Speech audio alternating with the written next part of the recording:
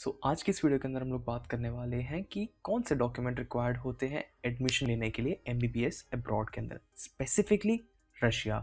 तो hey what's up, it's Abhishek and you are watching as usual alpha अभी। तो बिना टाइम वेस्ट करते शुरू करते हैं वीडियो। तो सबसे इम्पॉर्टेंट डॉक्यूमेंट जो आपको लगेगा वो लगेगा आपका पासपोर्ट।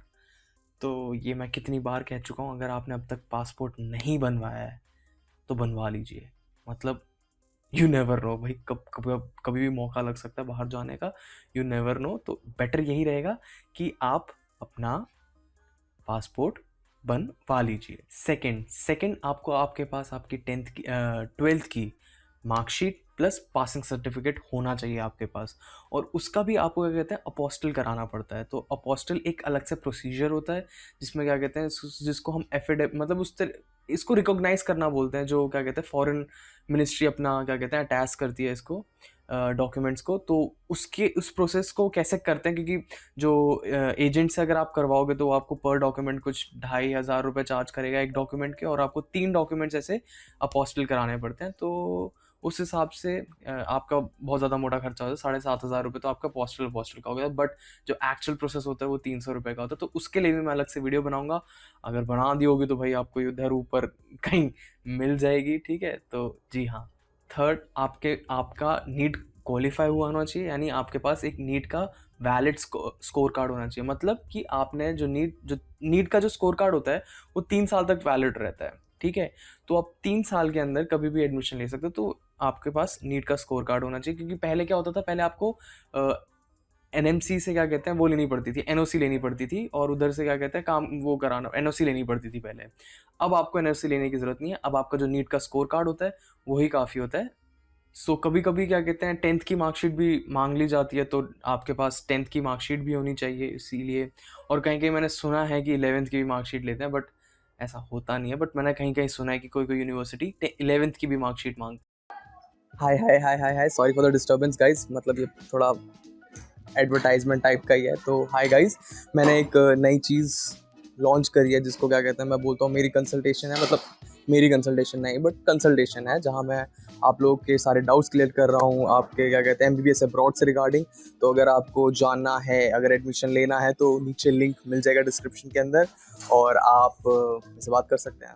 तो आगे बढ़ते हैं वीडियो के साथ। ठीक है, मैं जाता हूँ। Okay bye.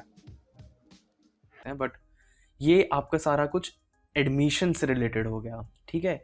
अब बात करते हैं कि आपको वीज़ा स्टैंपिंग के लिए कौन कौन से डॉक्यूमेंट्स। ये दो चीज़ें अलग हैं। आपके एडमिशन के लिए अलग डॉक्यूमेंट्स लगते हैं और वीज़ा स्टैंपिंग के लिए अलग डॉक्यूमेंट्स लगते हैं। तो अब हम लोग बात करेंगे कि वीज़ा स्टैंपिंग के लिए कौन कौन से डॉक्यूमेंट लगते हैं। तो सबसे पहले आपको खिंचानी पड़ेगी एक पासपोर्ट साइज फोटोग्राफ। और पासपोर्ट साइज फोटोग्राफ भी स्पेसिफिक इसकी वो होती है, क्या कहते हैं डायमेंशन होती है। कुछ 3.5 सेंटीमीटर मल्टीप्लाई बाय, मतलब 3.5 और 4.5 सेंटीमीटर की एक इस डायमेंशन की ये होती है। और उसके अंदर 80% आपका फेस विजिबल होना चाहिए। और ये जो इसका जो पेपर होता है ये मैट फिनिश का होना चाहिए। मतलब आप कभी भी आपने नोटिस करा होगा कि आप पासपोर्ट साइज फोटोग्राफ खिंचवा के आते हो तो उसके अंदर ग्लॉसी बैक होता है, ठीक है। आप देखोगे वो थोड़ा चमकता है।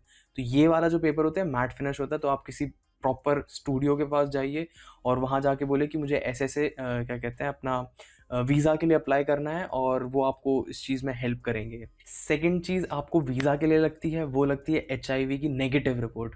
नेगेटिव, ठीक है ना, नेगेटिव ठीक है।